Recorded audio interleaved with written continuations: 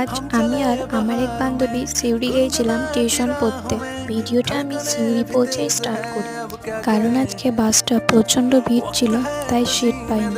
এটি হলো কসমোবাজার মল এবং তার পাশেই রয়েছে রবীন্দ্র গ্রন্থাগার। গ্রন্থাগার থেকে একটু এগিয়েই পুরাতন বাস স্ট্যান্ড, সেখানে আমরা নেমে পড়ি। বাস থেকে নেমেই দেখতে পাই টাটকা সবজির দোকান, তাই বান্ধবী পালং শাক এবং গাজর কিনে নেয়। টিউশনে পৌঁছে দেখি স্যার এখনো আসেননি, সবাই দাঁড়িয়ে রয়েছে। তার কিছুক্ষণ পরেই স্যার চলে আসেন এবং যে যার জায়গায় বসে পড়ে। টিউশন পড়া হয়ে যাওয়ার পর আমরা আবার বেরিয়ে পড়লাম বাচ্চাদের পার্কের পাশ দিয়ে বাস স্ট্যান্ডের দিকে। বাস স্ট্যান্ড যাওয়ার রাস্তায় পড়ে সিউড়ির সব থেকে বড় মা কালীর মন্দিরটা। তারপরে আমরা বাসে চাপলাম। এটা হচ্ছে তিলপাড়া ব্রিজ। ব্রিজটা অত্যন্তই খারাপ, তাই ক্যামেরাটা প্রচণ্ড নড়ছে। তিলপাড়া পেরিয়েই রয়েছে খয়রাকুড়ি ক্যানেল।